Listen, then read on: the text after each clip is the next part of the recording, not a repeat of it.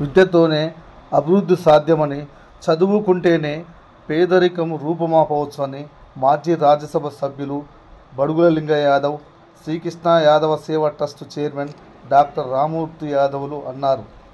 ఆదివారం సూర్యాపేట జిల్లా కేంద్రంలోని ఐఎంఏ ఫంక్షన్ హాల్లో శ్రీకృష్ణ యాదవ సేవా ట్రస్ట్ ఆధ్వర్యంలో 100 మంది విద్యార్థులకు నగదు పురస్కారాలు, సన్మాన, కెరీర్ గైడెన్స్పై అవగాహన కార్యక్రమం నిర్వహించారు. అనంతరం జనరల్ బాడీ సమావేశం నిర్వహించారు. ఈ సందర్భంగా వారు మాట్లాడుతూ నిరుపేద, మధ్యతరగతి యాదవ కుటుంబాల విద్యార్థులను బలోపేతం చేయడానికే ప్రతి సంవత్సరం నగదు ప్రోత్సాహకాలు అందిస్తామని అన్నారు.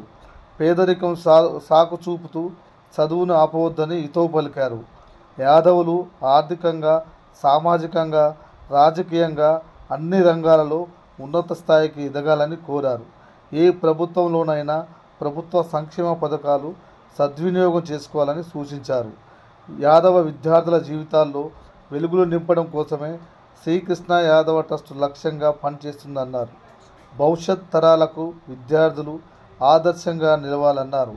ప్రభుత్వ పాఠశాలలో చదువుకున్న విద్యార్థులకు నాణ్యమైన విద్య అందుతుంది అన్నారు. సూర్యాపేట జిల్లా యాదవ విద్యార్థులకు భవన నిర్మాణం చేపడుతున్నట్లు పేర్కొన్నారు. ఎంతోమంది యాదవులకు భవన ఉపయోగపడేలా నిర్మాణం చేస్తున్నామన్నారు.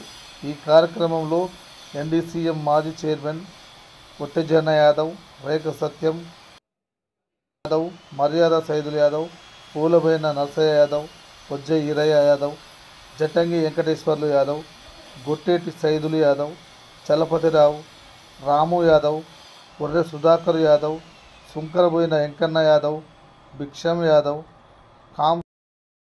కాసం శ్రీనివాస యాదవ్, మధు యాదవ్, వెంకటేశ్వర్లు యాదవ్, మల్లేష్ యాదవ్, నాగరాజు యాదవ్ తదితరులు పాల్గొన్నారు.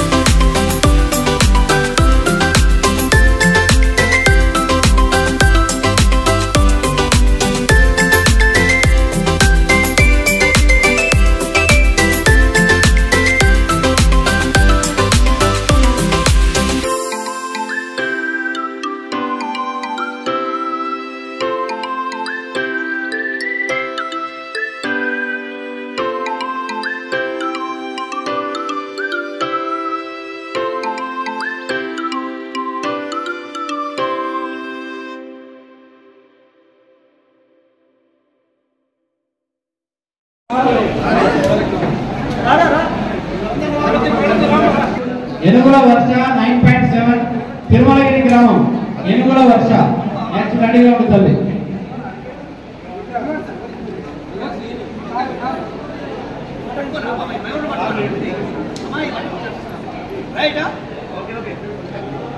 ఫస్ట్ సభ్యులు వేరుగా వద్దకు వచ్చి తల కొద్ది మందికి ఇవ్వండి.